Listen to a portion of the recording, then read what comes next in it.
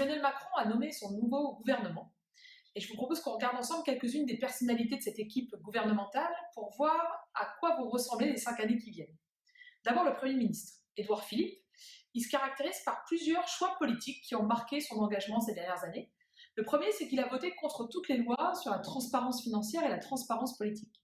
Deuxième chose qui caractérise son engagement, c'est qu'il a voté contre la loi de transition énergétique. Édouard Philippe, c'est aussi un ministre qui s'est abstenu sur la loi en faveur de l'égalité entre les femmes et les hommes, loi profondément révolutionnaire puisqu'elle proposait de faire l'égalité professionnelle dans les entreprises et de lutter contre les violences faites aux femmes. Notre Premier ministre s'est abstenu sur cette loi-là. On a donc un Premier ministre qui s'est opposé à la transparence politique, qui s'est opposé à la transition énergétique et qui n'a pas d'avis sur l'égalité entre les femmes et les hommes. Deuxième personnage de ce gouvernement, Bruno Le Maire. Bruno Le Maire, il est ministre de l'économie, donc à Bercy, un poste très important. Et il a pris des positions assez intéressantes sur le plan économique et social, notamment dans la primaire de la droite, où il a déroulé un programme en 1000 pages, dans lequel il propose notamment tout simplement de supprimer la fonction publique territoriale, 2 millions de fonctionnaires. Il propose également de mettre la retraite à 65 ans. Il propose également de supprimer, enfin d'en finir avec les 35 heures. Et puis il propose enfin de privatiser Pôle emploi. Donc Bruno Le Maire, à Bercy, un ultra-droite, on pourrait dire, en matière économique, aux commandes d'un des plus grands ministères de l'État. Quand le secrétaire général de l'Élysée a annoncé la liste des ministres, j'ai cru que je m'étais trompée, que je n'avais pas entendu le nom de la ministre des droits des femmes. Emmanuel Macron s'était en effet engagé dans sa campagne à créer un ministère de plein exercice. Pourquoi c'est important d'avoir un ministère de plein exercice ? Parce que quand vous travaillez sur les droits des femmes, vous vous rendez compte que le premier frein auquel vous vous heurtez pour faire avancer l'égalité, c'est ce qu'on appelle l'illusion de l'égalité. L'illusion de l'égalité, c'est quoi ? C'est qu'on a tellement avancé en matière de droits des femmes, les progrès ont été tellement impressionnants ces dernières décennies, que par un bizarre effet d'optique, on a l'impression d'être presque arrivé à destination.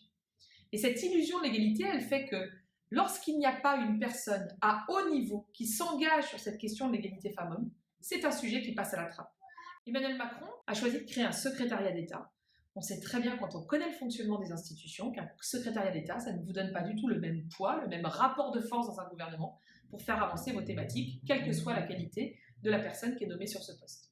Autre figure particulièrement intéressante de ce gouvernement, Gérald Darmanin. Gérald Darmanin, c'est un ancien, donc Les Républicains, qui est donc un militant de la Manif pour tous. Il est ministre du Budget, donc aussi à Bercy, un ministère important. Emmanuel Macron considère donc qu'on peut être dans son gouvernement et homophobe. Alors vous allez me dire, homophobe, Caro, tu pousses un peu.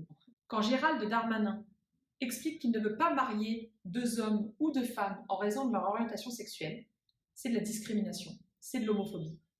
Et le fait que Emmanuel Macron le mette ministre du budget, il valide de fait le fait qu'on puisse être ministre et homophobe. Il envoie le message qu'au final, être homophobe, c'est pas si grave. Dernier personnage sur lequel je voulais m'arrêter, Marielle de Sarnez. Marielle de Sarnez qui est donc au MoDem, qui est donc ministre en charge des relations avec l'Europe. Et Marielle de Sarnez, elle est députée européenne depuis 1999. 1999, ça veut dire 18 ans de mandat. Donc quand Emmanuel Macron nous parle de renouvellement, je crois qu'on peut dire que là, il se fout un peu de notre gueule, quoi. Ce gouvernement, c'est un gouvernement de droite. Alors vous allez me dire, il y a quelqu'un dont tu n'as pas parlé, Caro, c'est Nicolas Hulot. Nicolas Hulot, qui est un militant écologiste, a fait le choix de participer à un gouvernement dont le Premier ministre est pro-nucléaire, dont le ministre de l'économie veut faire une politique d'austérité. Un Premier ministre pro-nucléaire, un ministre de l'économie qui est favorable à l'austérité d'un point de vue des finances publiques, ça veut dire qu'il n'y aura pas de transition énergétique ambitieuse dans ce pays. Nicolas Hulot le sait. Qu'il estime pouvoir être utile dans ce gouvernement, je peux l'entendre. Je pense que c'est un souhait totalement vain. Nous aurons besoin pendant les 5 ans qui viennent de députés engagés, qui tiendront bon, qui sauront défendre nos droits lorsque la loi travail numéro 2 arrivera à l'Assemblée nationale ou lorsque le gouvernement essaiera de renoncer sur la transition écologique de notre pays.